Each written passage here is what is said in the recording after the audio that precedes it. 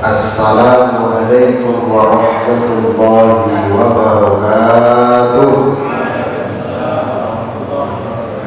A'udzu billah, bismillah, alhamdulillah, Allahumma sholli wa sallim wa barik ala sayyidina Muhammad abdillah wa ala alihi wa ashabihi wa walah, amma ba'd. Yang kami muliakan seluruh jajaran pengurus Masjid Nurul Iman, bapak-bapak jamaah pengajian rutin, yang semoga ibu-ibu berupa bapak-bapak ibu jamaah pengajian rutin Masjid Nurul Iman, yang semoga selalu diberikan kesehatan dan barokah dari Allah Subhanahu wa Ta'ala. Pertama, mari kita awali pertemuan kita ini dengan memanjatkan pujian syukur kehadirat Allah. Alhamdulillah, dengan isinya, dengan kehendaknya, malam ini kita dipertemukan kembali untuk bersama-sama menambah wawasan tentang ajaran yang dibawa oleh Rasulullah SAW.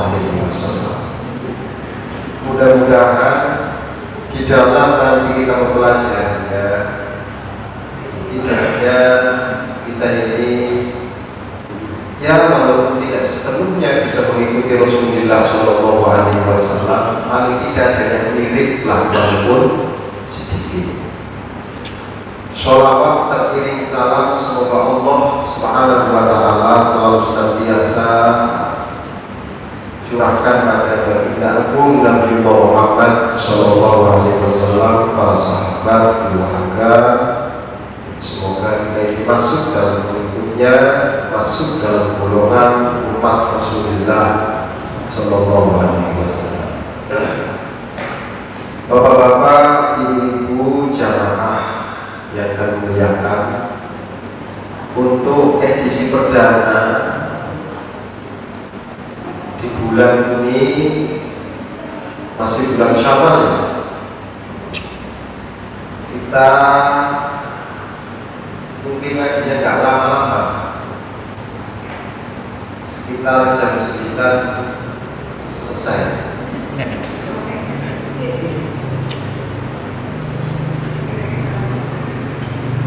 Untuk itu, untuk menyingkat waktu, mari kita awali acara ngaji kita ini dengan saling halal lebih halal.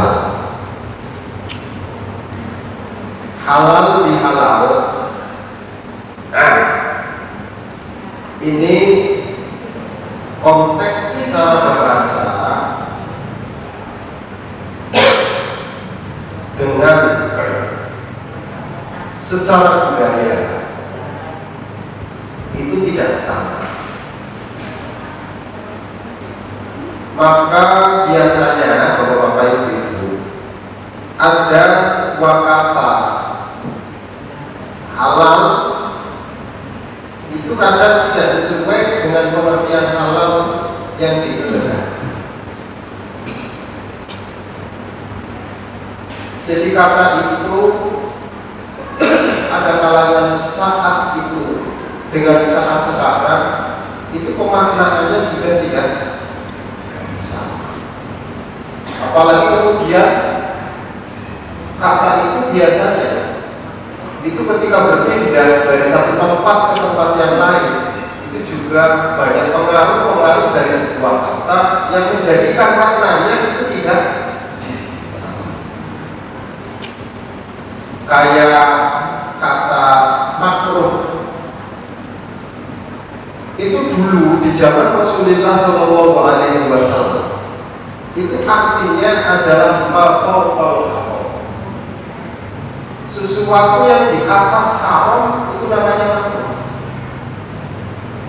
Makanya ketika memaknai Al-Quran Karim wajib kromu itu maknanya bukan dimakruhkan, tapi wajib kromu lan dan benci atau disengiti, digetimi atau wafakoh halakan sengit sopa Allah Gusti Allah. Ini makna di zaman waktu itu, di zaman Rasulullah Shallallahu Alaihi Wasallam itu makna makruh mafauqal haram, sesuatu di atas haram. Seiring dengan perkembangan zaman, maka lahirlah ilmu fikih itu di tahun 80 Hijriah. Di fikih itu munculnya di tahun 80 Hijriah, dihitung dari Rasulullah SAW itu wafat. Pertama kali ada orang yang sangat luar biasa, namanya Nu'aim, yang lebih dikenal dengan Al-Imam Abu Hanifah. Itu jarak Rasulullah SAW sekitar 80 tahun. Beliau lahir di Irak. Kemudian karena Irak itu adalah wilayahnya jauh dengan Madinah, artinya sebagai sumber hadis Rasulullah SAW. Jadi mulai jangan paham-paham itu dirokakan. Maka kemudian Al-Imam Abu Hanifah ini di dalam kelompok ilmu fikihnya dia tidak menggunakan hadis Rasulullah SAW. Artinya dari Al-Quran langsung ke hanya ciri khasnya mazhabnya Imam Abu Hanifah, dia lebih mendahulukan akal daripada hadis Rasulullah SAW. Karena memang Abu Hanifah itu adalah tempatnya jauh dari baru setelah itu lahir lagi seorang imam di Madinah namanya Imam Malik. Ini caranya tidak sama dengan Imam Abu Hanifah. Kalau Imam Abu Hanifah itu adalah Al-Quran langsung akal, di bawah Al-Quran itu namanya akal. Tapi Al-Imam Malik ini menggunakan standar hukumnya itu adalah Al-Quran dan hadis Rasulullah SAW, karena di Madinah memang sumbernya. Maka fikihnya Imam Malik itu lebih bersifat konservatif, tekstual.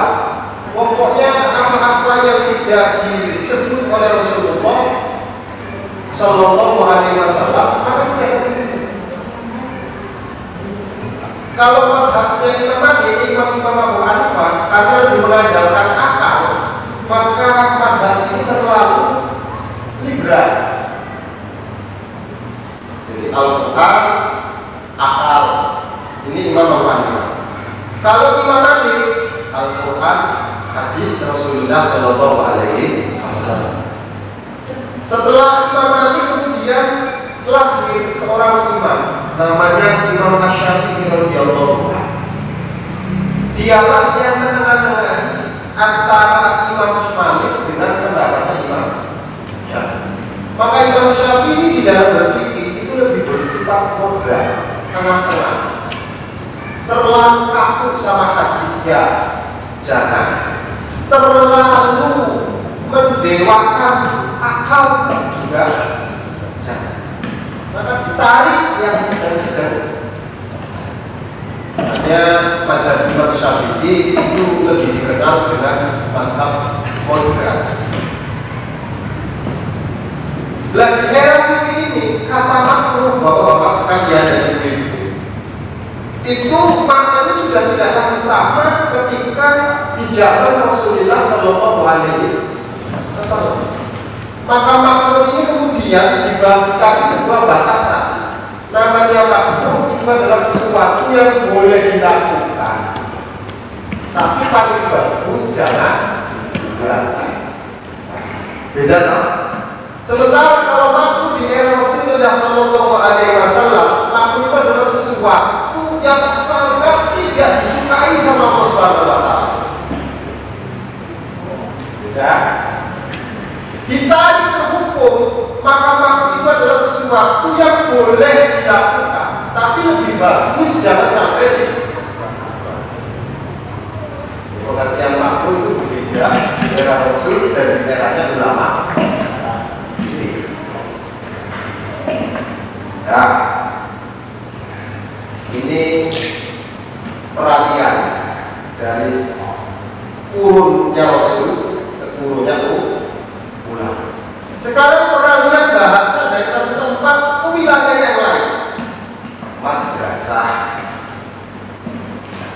Madrasah ini adalah dalam bahasanya, arti madrasah itu adalah sekolah-sekolah, itu namanya madrasah. Apapun bentuknya sekolah itu namanya madrasah. Karena bahasa Arabnya sekolah yang madrasah. Namun ketika dipindah ke Indonesia, maka ada seken antara sekolah umum dengan sekolah madrasah. Sekolah itu madrasah PAI. Yang disebut madrasah di dalam Indonesia itu adalah sekolah yang masih banyak agamanya. Sehingga sekolah yang tidak ada agamanya di situ tidak bisa disebut madrasah. Padahal aslinya sekolah itu namanya madrasah. Jadi tidak membedakan makna. Jadi aslinya madrasah itu sekolah secara umum. Namun ketika dipindah ke Indonesia dia menjadi khususan. Jadi madrasah itu adalah sekolah-sekolah yang masih banyak keluarkannya agama. Madrasah, alikrah, madrasah, sana. SMA itu nggak bisa disebut madrasah di Indonesia ini. SMP juga tidak bisa disebut madrasah. Walaupun secara bahasa Arab artinya madrasah. Ini perpindahan. Belum lagi ke dalam suku budaya. Hanya Islam ini luar biasa. Ada lagi ustad. Itu kalau ustad bahasa orang Mesir itu adalah aman ad-darajatil ula. Artinya orang yang sudah mencapai derajat tertinggi, profesor, itu baru disebut ustad di Mesir. Makanya kemudian ketika dipindah ke Indonesia, itu terlalu banyak ustad. Jadi ustad itu kalau di Mesir itu adalah orang yang sudah mencapai derajat yang sangat tinggi. Namun ketika dipindah ke Indonesia, pokoknya sekolah si mulang agama itu disebut ustad. Jadi mulang TTA yo ustad. Makanya orang Mesir ketika di Indonesia kaget karena banyak ustad. Sementara kata ustad di Mesir itu artinya profesor.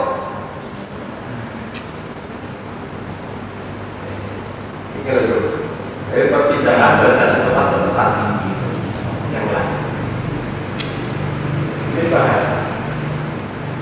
Halal, bihalal itu kalau secara konteks bahasa itu tidak bisa kemudian diartikan maaf, memaafkan. Tapi kemudian kata halal bihalal ini di Indonesia diartikan bukan lagi saling menghalalkan, tapi saling memaafkan. Ada perbedaan di sini. Nah, perbedaannya ini adalah pengaruh dari gaya setempat, pengaruh dari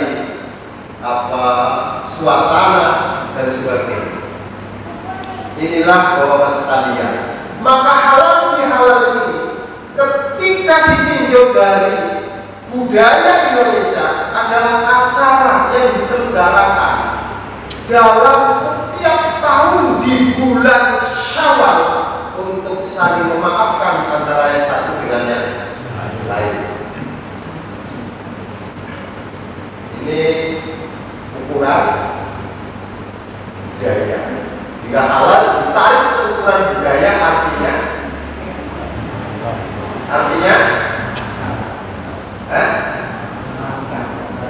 halal ditarik ke budaya, artinya saling memaafkan. Lah konteks saling memaafkan ini itu diselenggarakan di Indonesia rata-rata itu di bulan sama. Padahal meminta maaf dan saling memaafkan itu tidak hanya ditentukan di bulan sama. Mestinya itu saling memaafkan itu ya tidak hanya di bulan Syawal, tetapi rata-rata di Indonesia ini kalau di bulan Syawal itu budaya saling memaafkan itu terjadi. Mengapa? Karena kalau misalkan dikit-dikit minta maaf, nanti lama-lama ya bosan juga yang dimintai maaf. Makanya ya kumpulin aja dosanya itu, nanti sekalian aja minta maaf ya. Daripada kita dikit-dikit minta maaf ya, nanti ketemu lagi minta maaf, bosan juga kayaknya yang dimintai maaf. Maka dalam suasana halal bihalal ini kemudian lahirlah budaya yang tentunya tidak sama dengan tempat-tempat yang lain. Tetapi itulah tafsir. Itulah tafsir. Tafsir itu adalah usaha untuk memahami. Karena namanya tafsir usaha untuk memahami, maka pemahamannya itu tetap tidak akan sama antara yang satu dengan yang lain. Jadi di dalam Al-Quran saja itu kalau satu banyaknya tafsir maka wahid ketidaksamaan antara yang satu dengan yang lain. Saya contohkan. Ini sama-sama yang dibaca itu Al-Quran tapi di antara empat mazhab itu tidak sama. Sekalipun yang dibaca cuma itu saja.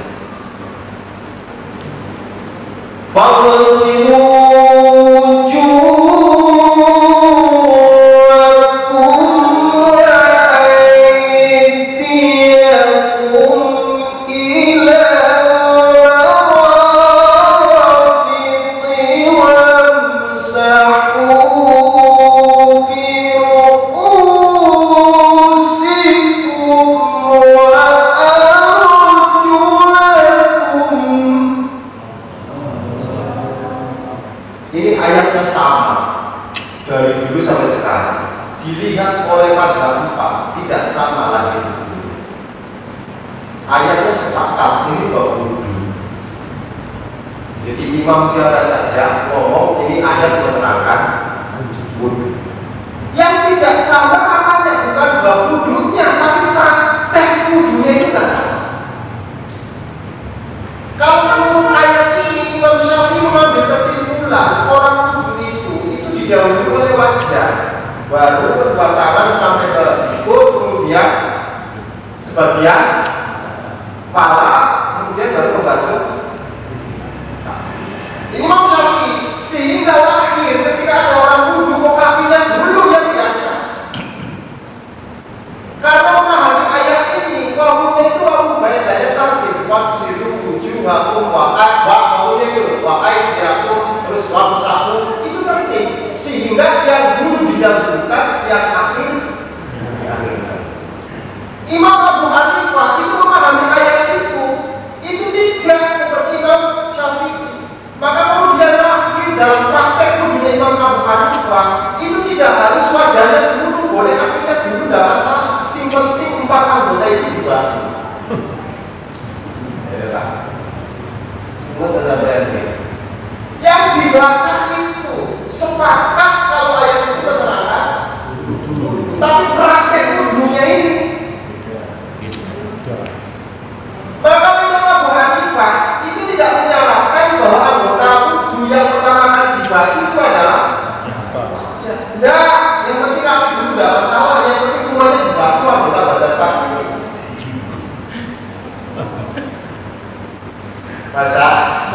Masya Allah. Inilah kenapa Imam itu memahami demikian, karena wawunya itu tidak berfaedah tertib, tapi wawunya berfaedah mutlak jam'i, sehingga tidak diharuskan tertib yang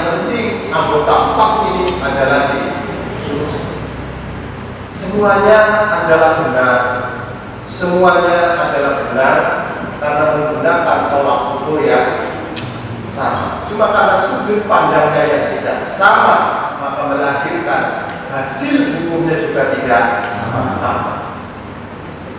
Kayaknya ini sebenarnya Islam itu semakin banyak tidak sama, semakin enak sampai banyak pilihan. Kalau harus sama semua umat sampai gak ada pilihan. Maka Islam ini di dalam perbedaannya itu sangat dihargai. Kenapa? Karena itu kemudahan bagi umatnya. Sampai saat ini tentang masalah misalkan namanya bunga bank itu tidak ada kesepakatan di antara ulama. Siapa bilang sepakat? Ada yang menghukumi haram. Kenapa? Karena bunga bank itu adalah sama dengan riba. Ada yang mengatakan halal karena bunga bank itu tidak sama dengan riba. Ada yang mengatakan tengah-tengah, yang nggak halal, nggak haram. Tinggal sampai mengikuti yang mana. Kalau mengikuti yang haram berarti hal-hal yang berkaitan dengan perbankan itu juga haram. Anda pakai ATM itu haram, transaksi kan kirim yo. Jadi si haram itu hubungannya, tapi segala sesuatu berkaitan dengan perbankan itu juga haram. Berani apa ya? Lama-lama kemudian ulama berbeda pendapat untuk kemudahan bagi sampean. Tapi tidak sampai memilih halal, resikonya ya ketika memilih halal juga ada pendapat yang membolehkan. Seandainya misalkan para ulama nggak ada yang mengatakan halal, oh berarti dosa semua, neraka semua kan yang nabung dibuang, termasuk BMT itu bisa masuk neraka semua. Ketika tidak ada yang untungnya ada yang benar yang mana? Yang benar itu yang tidak salah. Kalau semuanya itu punya argumen masing-masing. Ketika yang berbicara itu adalah orang alim, itu mesti benar, Pak. Tapi kalau orang bodoh itu yang ngomong, ya mesti salah. Itu loh. Jadi di sini kembali, semakin Islam itu banyak perbedaan, semakin mudah. Jadi ini kemudian jangan sampai ketika sudah berbeda. Nah ini saling menyalahkan ini yang tidak bagus. Maka di antara mazhab empat itu mesti yang berbeda itu dalam ru'yahnya, buah dari sebuah pohon.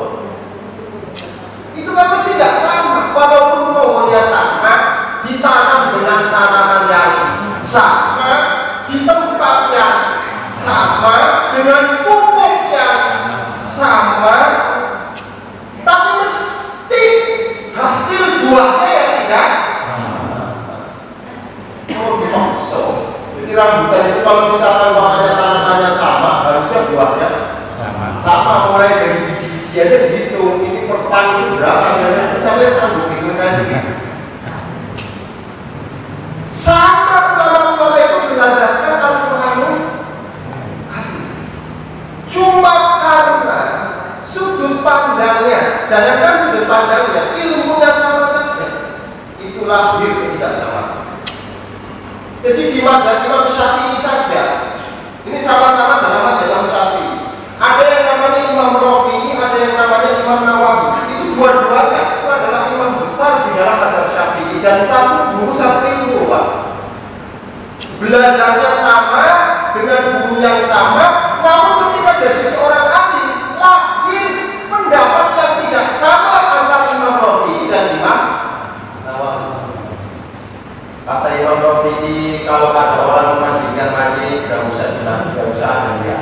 Yang penting mayit ini dimandikan, jadi tidak usah dikasih niat, tidak apa-apa. Oleh karenanya ketika ada orang kemudian misalkan mati dalam keadaan tenggelam, tidak usah dimandikan, tidak apa-apa. Karena kan sudah basah. Tapi bagi Imam Nawawi pokok wajib untuk diniatkan. Oleh karenanya ketika ada orang tenggelam, karena dia itu adalah mati dan bisa niat, maka itu dimandikan lagi. Dua-duanya adalah mazhab yang Imam Syafi'i radhiyallahu anhu dalam urusan fikih. Silakan lihat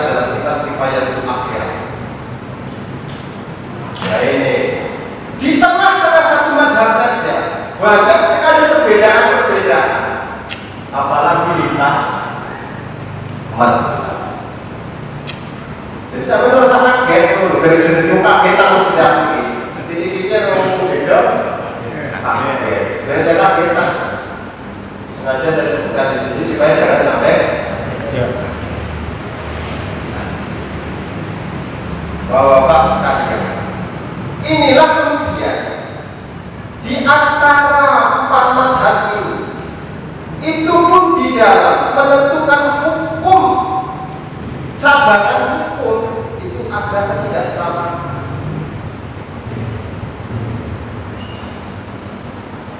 Dan itu kemudahan bagi umat Rasulullah Sallallahu Alaihi Jadi semakin ulama berbeda, semakin gampang bagi umat Muhammad Sallallahu Alaihi Wasallam. Seandainya ulama dan ada yang beda, umat sampai. Misalkan namanya ulama mewajibkan setelah mati harus ada tahlilan. Jadi semua tahlilan hukumnya dosa. Berarti kan yang dosa. Karena ada ulama yang tidak mewajibkan dan ada ulama yang memperbolehkan untuk tidak tahlilan. Jadi sah-sah. Tapi kan tetap ukuran orang bodoh. Yang tidak boleh kita itu mengkafir-kafir kan. Hanya beda paham pil jadi masalah. Nah, di dalam pandangan-pandangannya para ulama ini begini. Seseorang itu bisa dikatakan mengikuti itu seandainya ada menyambung antara yang satu dengan yang lain. Saya gambarkan di masjid Nurul Imam ini, itu imamnya di masjid, makmumnya itu sampai di perapatan.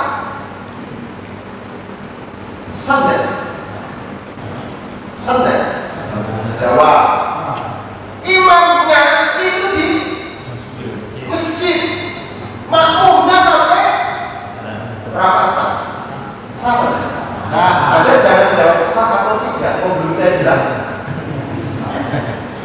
Lah ketika makmumnya misalkan itu ada pemisah antara imam, ada jarak yang begitu jauh antara makmum sama imam, sementara tidak ada penghubung, maka tidak sah. Sekalipun dia hanya dengar suaranya saja. Contoh imamnya di masjid, kemudian makmumnya di perapatan, sementara tidak ada yang menghubungkan sampai ke perapatan. Putus toh. Ya benar. Makanya dengan suaranya saja Allahu Akbar, ikut-ikutan sama Allahu Akbar, sah? Sah? Bagaimana dengan orang yang mengikuti Rasulullah Sallallahu Alaihi Wasallam hanya mengandalkan qauliyahnya ucapannya Nabi saja? Bagaimana dengan orang yang mengikuti Nabi hanya mengandalkan hadisnya saja, sementara tidak ada yang menyambungkan? Yuk, jawab. Jawab bro. Itu orang rendah. Cuma yang tersinggung ya alhamdulillah. Di perapatan ini makmum dianggap sah seandainya ada makmum yang lain yang menghubungkan sampai ke sana. Sehingga makmumnya di perapatan ini itu jarak pada imam itu karena melihat makmumnya di depan sampai ke imam. Lah jarak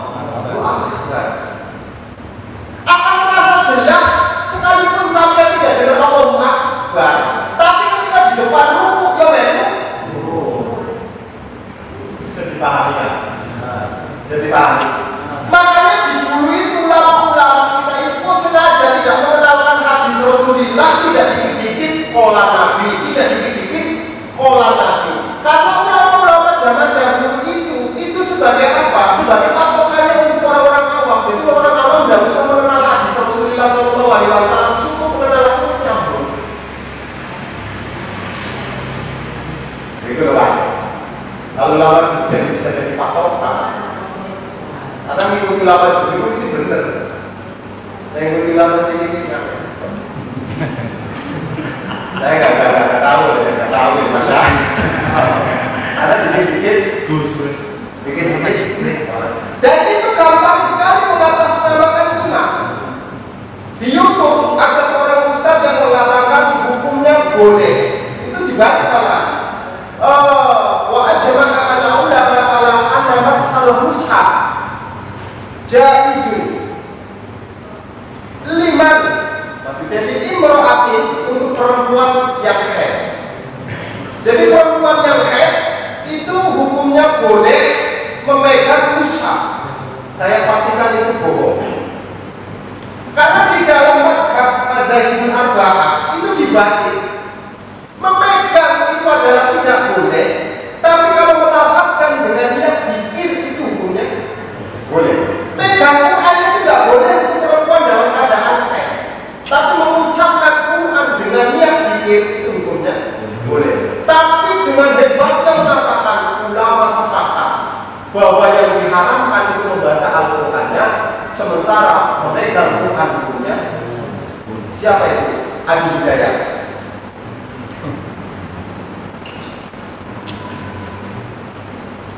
Jadi saya lalu akhirnya di komentar salah, ini benar mazhabnya itu wa ajma'al ulama juga. Tapi dia membuka kitab mazhab, setelah dibuka kitab mazhabnya nggak demikian, itu yang benar wa ajma'al ulama ala anal mushaf la yajuzu li imra'atin haid. Masih apa? Bedanya dia sudah masuk ke YouTube, saya baru-baru ini.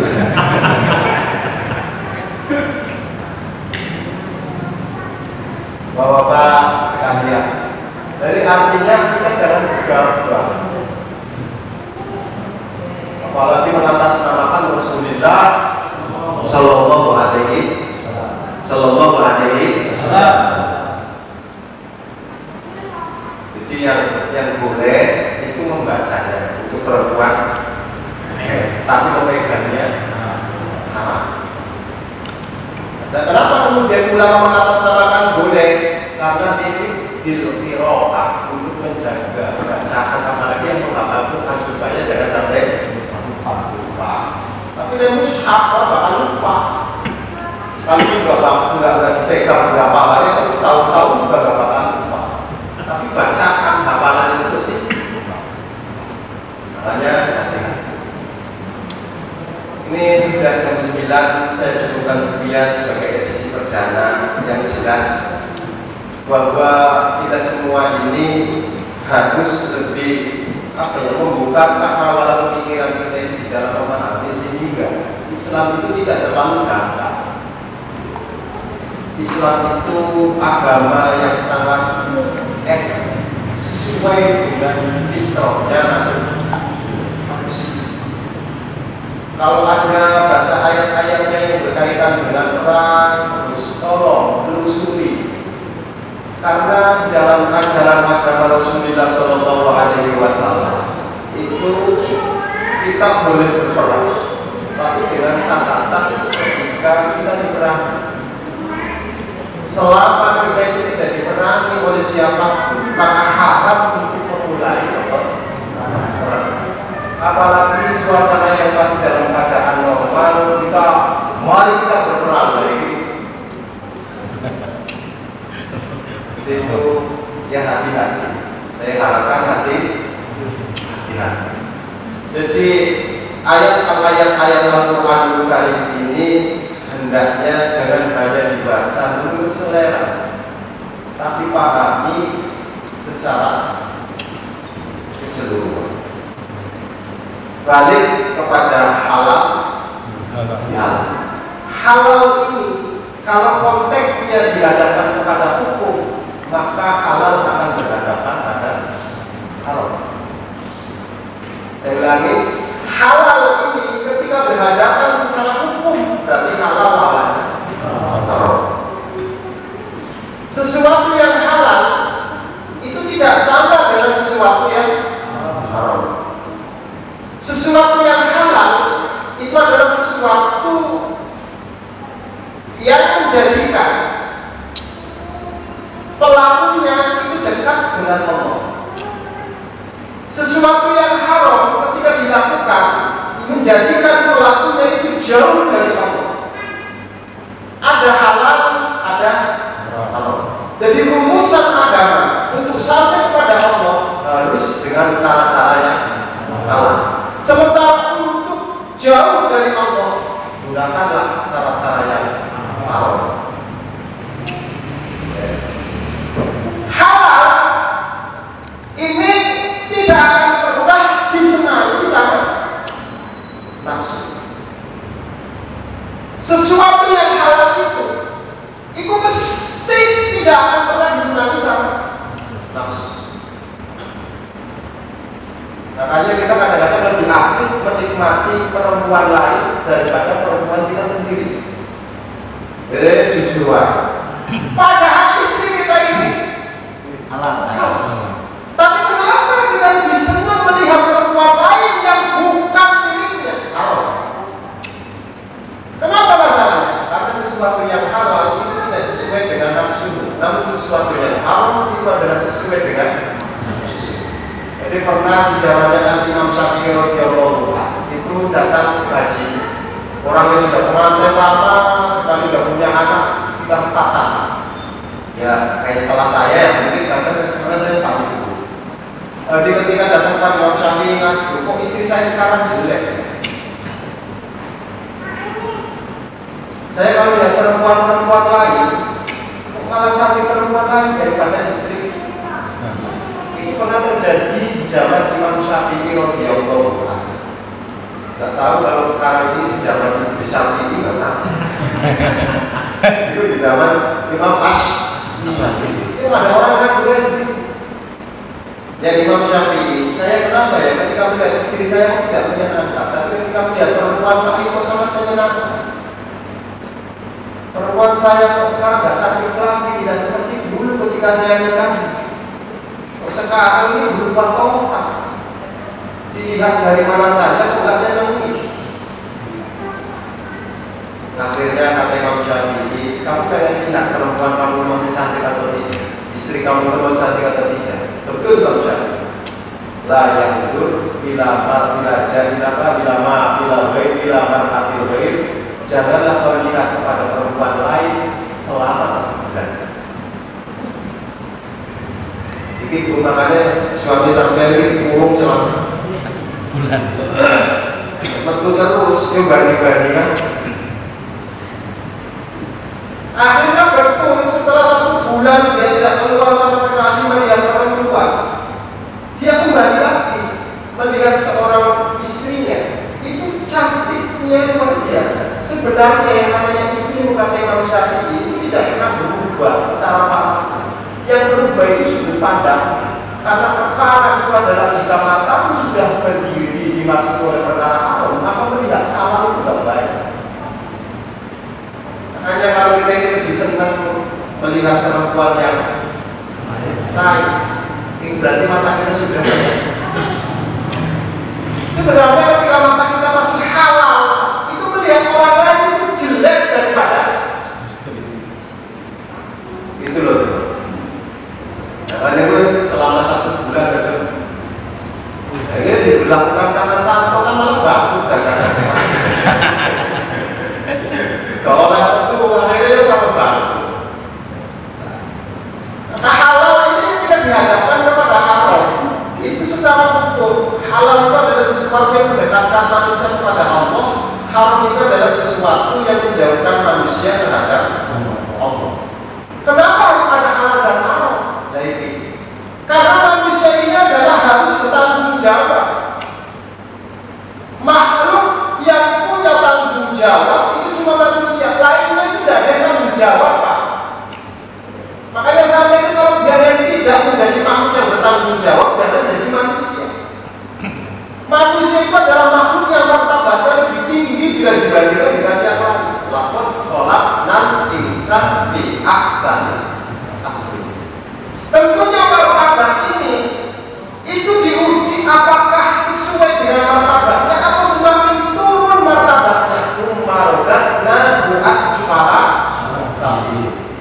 Maka ada ujian, larangan dan Siapa yang sanggup menjalankan itu, dia berada dalam posisi orang-orang yang bermartabat.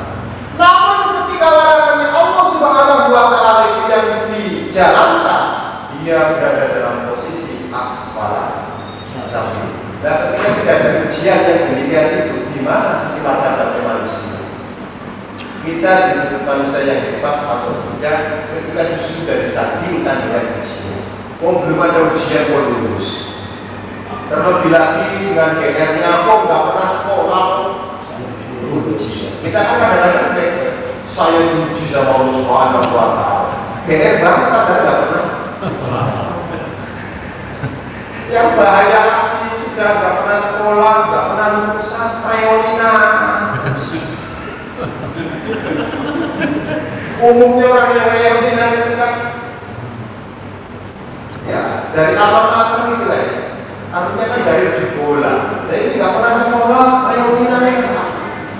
Orang itu biasa Reolina itu adalah setahun sekali, dan kita ini kadang-kadang bisa Reolina setahun bisa 4 kali, Pak. Kan lucu ya. Maka di sini halal itu penting, haram juga penting. Karena tidak akan muncul sesuatu yang halal tanpa ada sesuatu yang haram. Dan haram itu mesti ada. Sesuatu yang haram itu pasti ada. Sehebat apapun kamu menyingkirkan perkara haram, itu mesti ada. Maka kadang-kadang secara syariat itu perlu dirubah keharaman itu.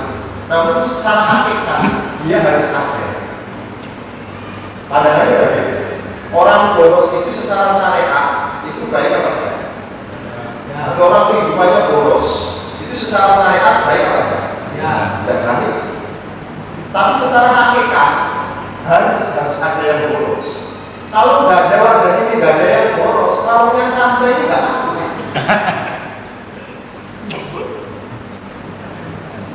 Harus. Secara syariat maksiat itu dilarang. Namun secara hakikat maksiat itu harus ada. Kapan Anda dinilai sebagai orang taat atau nggak ada kemaksiatan?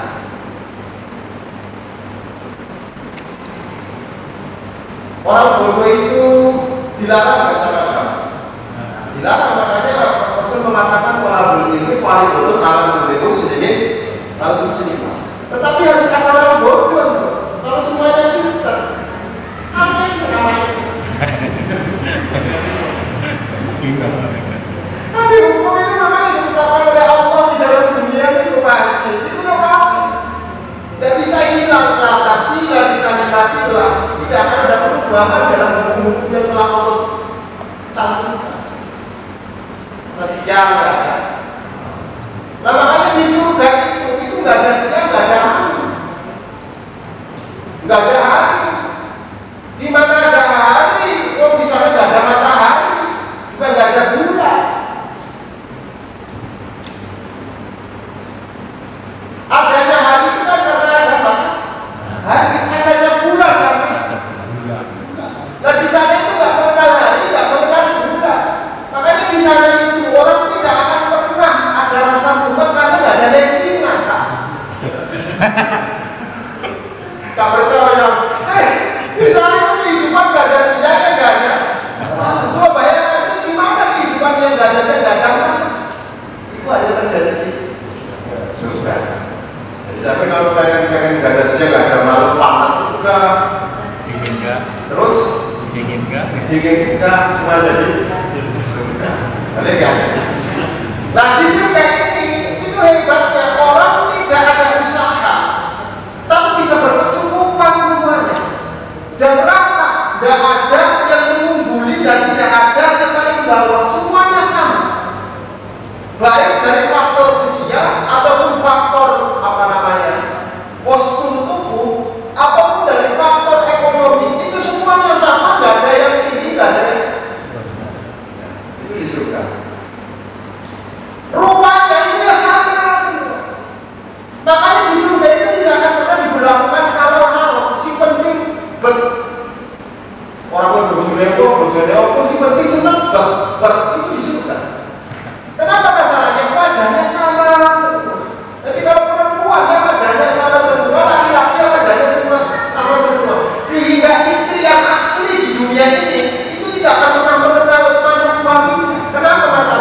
biasanya bodoh.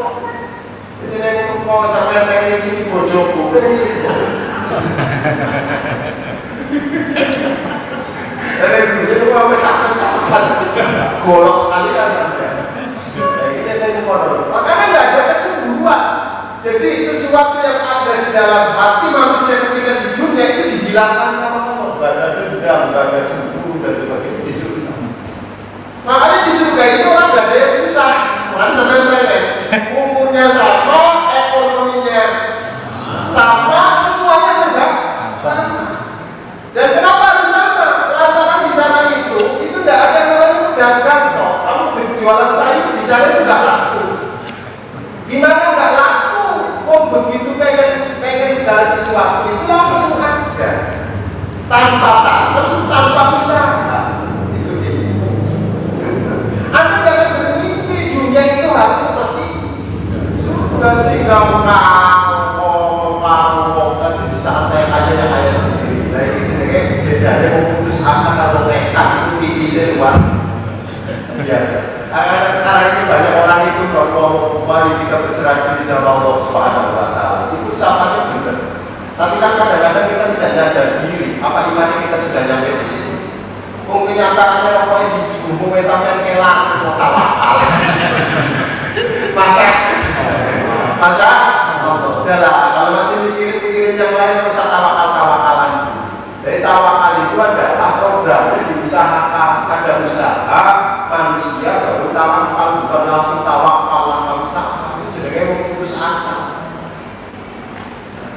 Bapak-bapak, ibu-ibu jamaah yang dirahmati Allah Subhanahu Wa Taala.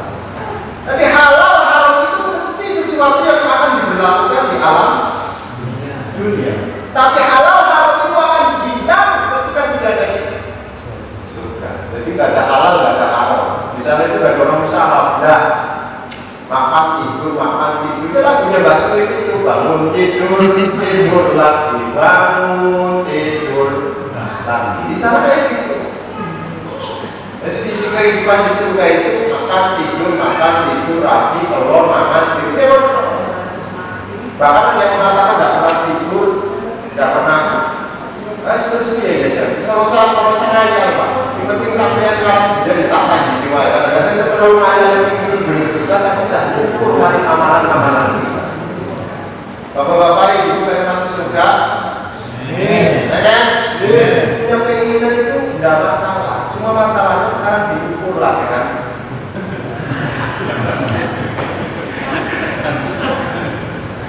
Nah kira-kira loh, pantas akan. Kalau misalkan bapak anaknya pengen jadi polisi, pengen, tapi kan membagikan tadi kepada ukuran. Melihat sekarang orang yang jadi polisi itu tidak gampang, tidak mudah. Sementara penghasilan kita itu pas-pasan. Cita-citanya pengen jadi keinginan boleh, tapi kan harus diukur. Nah kita kan tidak pernah ukur. Akhirnya ketika nggak pernah ukur pakaian kita ini yang kita pakai itu kadang-kadang besar dan kecil. Yang besar yang terlalu besar, yang kecil terlalu kecil. Makanya diukur segala sesuatu. Nah, halal haram ini akan selalu berlaku di kehidupan. Itu ketika dikaitkan dengan untuk itu nanti kita bersama-sama pelajari agama. Agama ini bukan untuk menjadi gagah-gagah, tapi bagaimana kita itu berpedoman sama agama. Jadi agama bukan disesuaikan dengan seleramu, tapi seleramu harus sesuai dengan agama. Sehingga agama jangan dipaksa untuk mengikutimu, tapi kita harus dipaksa untuk mengikuti aturan-aturan agama. Dan yang terakhir, Bapak sekalian, kita sangat susah untuk bisa mengikuti Rasulullah Shallallahu Alaihi Wasallam. Karena Nabi Muhammad itu secara bahasa, secara bangunan fisik memang manusia seperti kita, namun dalamannya yang tidak sama dengan kita. Oleh karenanya, di sini yang dimaksud mengikuti Rasul bukan mengikuti fisiknya Rasul, bukan mengikuti bahasanya Rasul, bukan mengikuti cross bukan mengikuti apa namanya itu fisiknya seorang Rasul, tapi yang harus diikuti adalah uswatun hasanah ya Rasulullah Sallallahu Alaihi Wasallam. Kalau Rasul bisa sabar, kita bisa. Coba kalau Rasul bisa sabar, kita bisa nggak? Potensi itu ada di dalam diri kita. Nanti kita contoh bukan dari fisiknya Rasulnya, tapi keteladanan Nabi Muhammad Sallallahu Alaihi Wasallam. Nanti kita akan jelaskan di dalam malam Sabtu yang akan datang. Semoga kajian kita ini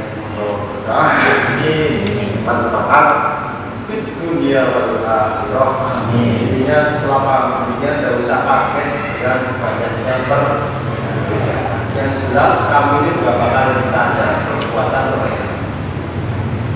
Sampai orang saja bermusik ketika ada orang yang tidak tahlilan, yang tidak tahlilan dia juga tidak akan pernah mempertanggungjawabkan amal yang tahlilan. Yang tahlilan tidak akan pernah ditanya mengapa tanggamu tidak tahlilan. Orang yang kemarin jadi ya masa-masa kedua ya paham ya. Tapi tidak sampai punya hubungan dengan almarhum, dengan almarhumah dan istri. Karena sesungguhnya manusia itu hanya pindah tempat tinggal saja, tidak mati bukan, tapi pindah tempat tinggal. Makanya mungkin nggak sampai bisa ngomong dengan orang yang sudah meninggal. Mungkin nggak? Mungkin nggak? Saya ini dengan istri saya, itu kalau saya kangen, itu tidak telepon-teleponan. Dengan almarhumah itu ketika saya kangen, itu saya telepon dan saya tidak tahu. Mustahil loh. Mustahil itu menurut saya, tapi tak kau doanya. Kapan saya bisa ketemu dengan almarhumah yang sudah mendahului saya? Saat saya tidur. Saya bisa komunikasi, bisa ngomong. Sampai sering ketika tidur ketemu dengan orang-orang yang sudah tidak ada. Kok kenapa disebut mustahil? Kenapa kemudian kita ini sering bisa ngobrol sama orang-orang yang sudah tidak ada di saat kita dalam keadaan tertidur? Karena ruh kita itu adalah ketemu dengan ruhnya. Tapi di saat ruh kita balik ke badan, maka semuanya ruh ini adalah tidak bisa bergerak karena sudah dibatasi sama. Tapi ketika tidur ruh ini kan terbang, dia akan menemui siapapun. Makanya manusia itu kalau hanya mengandalkan fisiknya saja serba ngomong mustahil. Secara lahiriah, kalau Santo bisa ketemu sama Sandini langsung, ngobrol langsung, itu mustahil. Tapi secara ruh bisa. Bukankah ketika kamu mimpi saya ketemu kamu sama Sandini itu? Apa bilang kan? Maka kenapa kemudian kok masih bisa ketemu? Karena memang sejatinya orang itu tidak ada yang meninggal. Yang sejatinya adalah orang itu hanya pindah tempat. Justru kehidupan yang sesungguhnya itu setelah manusia itu pindah dari alam dunia ke alam barzah. Situlah kehidupan yang sesungguhnya. Maka di sana bahwa sekalian itu tidak ada orang kafir, adanya orang iman, tidak ada orang bodoh, adanya orang alim. Tidak ada yang namanya salah, adanya benar semua. Jadi di alam barzah itu tidak ada orang kafir, cuma adanya. Nah, tidak ada orang salah, adanya benar. Tidak ada keliru, adanya benar. Tidak ada lagi. Kenapa? Lantaran semuanya sudah dibuka oleh Allah Subhanahu wa Ta'ala. Maka setelah spiritual saja beriman di sana, tapi keimanannya itu tidak dianggap. Karena keimanan yang dianggap itu adalah ketika manusia masih ada di dunia. Maka dalam Al-Qur'an, makanya tolong kalau baca Al-Qur'an itu jangan terlalu cepat. Sebenarnya ayat informasi yang penting ketika kita pindah dari alam dunia menuju alam Alhamdulillah takatsur hatta zurtumul maqabir. Kalla sawfa ta'lamun, kalla sawfa ta'lamun. Ingatlah, kamu pasti akan tahu. Begitu nih Pak. La tarawun al-jahim thumma latarawunnaha 'ainal. Jadi keyakinan kita itu sudah sampai kepada sumbernya sehingga nggak ada keraguan di sana itu. Makanya nggak ada orang kafir, nggak ada orang fasik, yang ada orang iman semua, tapi keimanannya nggak berguna lagi. Jadi kalau ada di sini kafir, di sana iman nggak berguna. Kalau nggak percaya, mati dulu. Nanti pasti akan membenarkan. Ternyata yang disebut oleh Pak Jawa itu benar. Monggo sampai kalau nggak percaya. Jadi kehidupan yang sesungguhnya itu, kalau pengen sampai benar, tapi pengen nggak ada peperangan, nggak ada pertengkaran, nah itu setelah mati. Berarti orang bisa yang dekat, benar-benar aman dan sebagainya. Nanti sampai dulu dimati orang loh.